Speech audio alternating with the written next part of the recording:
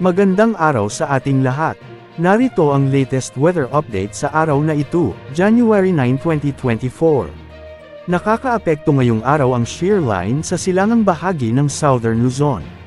Northeast monsoon naman ang nakakaapekto sa Northern at Central Luzon.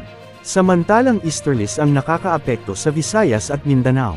Maulap na kalangitan na may kalat-kalat na mga pag-ulan at pagkidlat-pagkulog ang mararanasan sa Aurora sanhi ng shear line.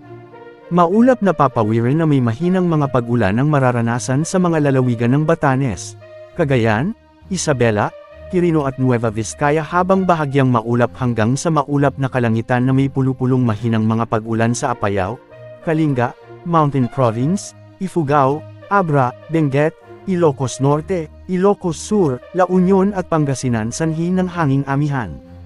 Katamtaman hanggang sa malakas na hangin mula sa silangan hanggang hilagang silangan ang iiral sa hilagang Luzon at sa lalawigan ng Aurora. Ang mga baybaying dagat ay magiging katamtaman hanggang sa maalon. At dahil sa epekto ng easterlies, ang Southern Leyte, southern portion of Leyte at Bohol ay magkakaroon ng maulap na papawiran na may kalat-kalat na mga pag-ulan at pagkidlat-pagkulog. Ang natitirang bahagi ng Visayas, Palawan, kasama ang Kalayaan Islands, at ang Occidental Mindoro ay magkakaroon ng bahagyang maulap hanggang sa maulap na papawiran na may pulupulong mga pag-ulan o pagkidlat-pagkulog dulot ng easterlies o localized thunderstorms. Mahina hanggang sa katamtamang hangin mula sa silangan hanggang hilagang silangan ang iiral sa Visayas, Palawan kasama ang Kalayaan Islands, at Occidental Mindoro na may banayad hanggang sa katamtamang pag-alo ng karagatan. At dahil nga umiiral pa rin ang shear line, o ang salubungan ng malamig at mainit na hangin sa dagat Pasipiko, magiging maulap na kalangitan na may kalat-kalat na mga pag-ulan at pagkidlat-pagkulog ang mararanasan sa Bicol Region. Bahagyang maulap hanggang sa maulap na kalangitan na may pulupulong pag-ulan o pagkidlat-pagkulog ang inaasahan sa Northern Samar, Oriental Mindoro, Marinduque at Romblon. Katamtaman hanggang sa malakas na hangin mula sa silangan hanggang sa hilagang silangan ang iiral na may katamtaman hanggang sa maalon na karagatan. Ang Caraga, Davao Region, Bukidnon, Misamis Oriental, at Camiguin ay magkakaroon ng maulap na papawiran na may kalat-kalat na pag-ulan at pagkidlat-pagkulog dulot ng easterlies. Ang natitirang bahagi ng Mindanao ay magiging bahagyang maulap hanggang sa maulap na may pulupulong mga pag-ulan o pagkidlat-pagkulog dulot ng easterlies o localized thunderstorms.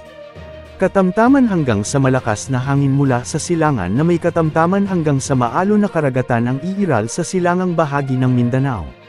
Sa ibang dako, mahina hanggang sa katamtamang hangin mula sa silangan hanggang sa hilagang silangan na may banayad hanggang sa katamtamang pag-alo ng karagatan. Sa Metro Manila naman ay magkakaroon ng bahagyang maulap hanggang sa maulap na papawiran na may pulupulong mga pag-ulan o pagkidlat-pagkulog dulot ng easterlies at ng mga localized thunderstorms. Pinag-iingat ang lahat sa banta ng posibleng pagbaha o pagguho ng lupa sa tuwing mayroon severe thunderstorms lalong-lalo na hapon at gabi. Para sa mga kababayan naman nating mga manlalayag at mangingisda, dahil nga sa epekto ng amihan at shear line, magiging katamtaman hanggang sa bahagyang maalon ang mga karagatang sakop ng Eastern Luzon na posibleng umabot sa isa-isahan ng 3 metro ang taas ng mga pag-alon.